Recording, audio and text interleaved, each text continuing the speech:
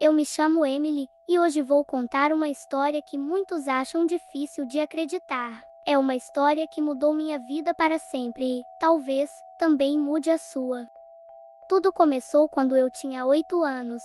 Eu morava com meus pais numa casa antiga, cercada por uma densa floresta. Era um lugar tranquilo, mas sempre senti que havia algo estranho naquelas árvores. Havia uma sensação constante de estar sendo observada, algo que, na época, eu não conseguia compreender.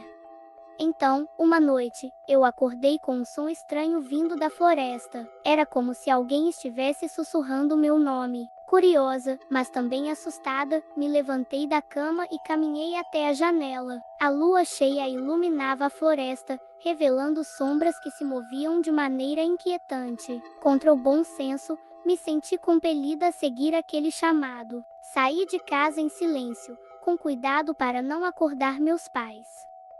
Caminhei pela floresta, guiada pelos sussurros que pareciam vir de todas as direções. As árvores pareciam se fechar ao meu redor, formando um caminho estreito e sombrio. Depois de caminhar por um tempo que pareceu uma eternidade, cheguei a uma clareira. No centro, havia um círculo de pedras antigas, cobertas por símbolos que brilhavam em um tom sinistro sob a luz da lua. Fui atraída por uma força invisível até o centro do círculo. Foi então que as sombras começaram a se mover mais rápido, como se estivessem ganhando forma. Figuras encapuzadas emergiram das trevas, murmurando palavras em uma língua que eu não entendia. O medo tomou conta de mim, e tentei correr, mas minhas pernas não obedeciam. As figuras formaram um círculo ao meu redor, e no centro surgiu um altar tosco feito de ossos e pedras. O líder do grupo, uma figura alta com uma presença avassaladora, ergueu um livro antigo e começou a recitar algo que fez o ar ao nosso redor vibrar. As crianças desaparecidas, que eu reconheci pelos cartazes espalhados pela cidade, estavam ali, seus olhares vidrados e sem vida.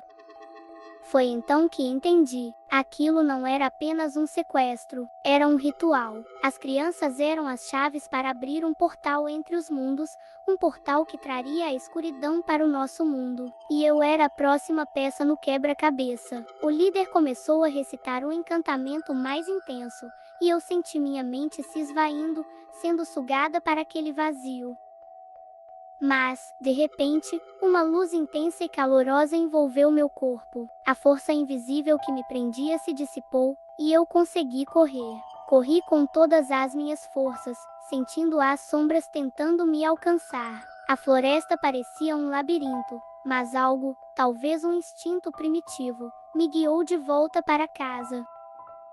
Os dias seguintes foram um borrão. Eu estava em choque, incapaz de falar sobre o que havia acontecido. Meus pais estavam desesperados, e a polícia não sabia o que fazer. As outras crianças foram encontradas vagando pela floresta, também em estado de choque, mas todas foram devolvidas às suas famílias. Com o passar dos anos, tentei enterrar aquelas memórias, mas os sonhos não me deixavam esquecer. Aqueles símbolos, aquelas figuras encapuzadas, e os sussurros que ainda ecoavam em minha mente. Finalmente, encontrei coragem para investigar por conta própria. Descobri um antigo manuscrito, que falava sobre rituais antigos realizados para abrir portais entre os mundos. Os símbolos que vi naquela noite estavam descritos ali, detalhadamente. Os guardiões do limiar, como se autodenominavam, acreditavam que o sangue de inocentes era necessário para manter o equilíbrio entre os mundos.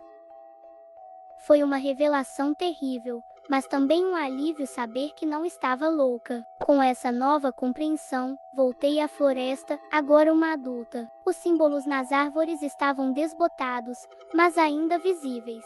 O círculo de pedras ainda estava lá, um monumento silencioso ao horror que vivi.